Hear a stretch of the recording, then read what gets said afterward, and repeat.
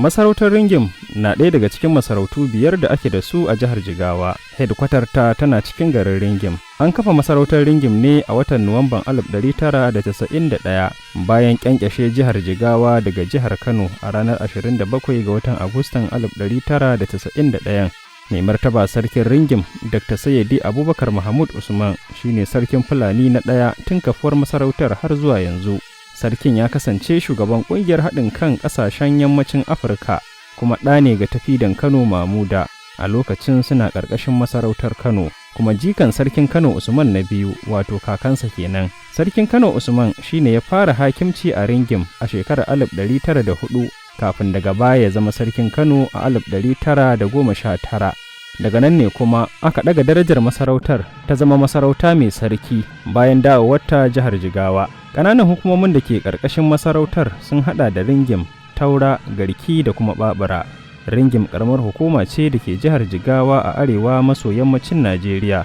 Tana da yalwar ƙasa da ta kai girman kilomita 1,057 kuma tana da yawan jama'a da ya kai 192,024 a ƙidayar da aka gudanar a shekarar 2006.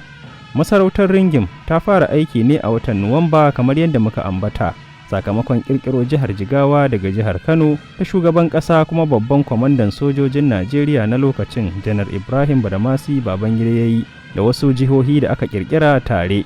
A shekarar 1930 aka samu ci gaban ilimi daban-daban a masarautar Ringim, yayin da aka kafa makarantar firamare ta farko a garin, ma'ana Katutu Primary School, wacce ta fara ɗaukar ɗalibai a shekarar 1931, wanda aka fara da ɗalibai 39.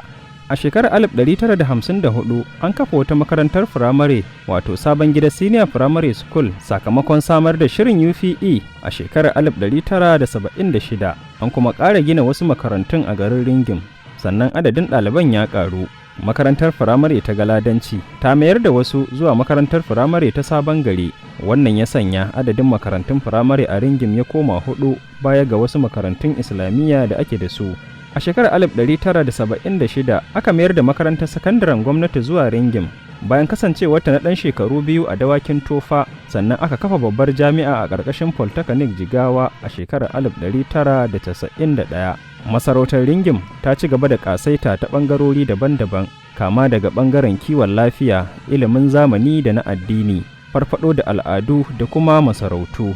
Ringim na ɗaya daga cikin masarautun da aka samar bayan kafa jihar Jigawa, wanda a yanzu ke zama ɗaya daga cikin 5 na cikin jerin masarautun da ake da su a Jigawan.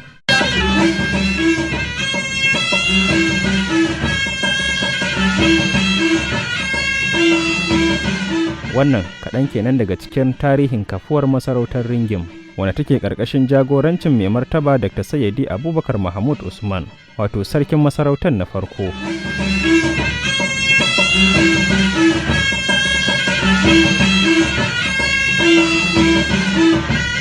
Thank you.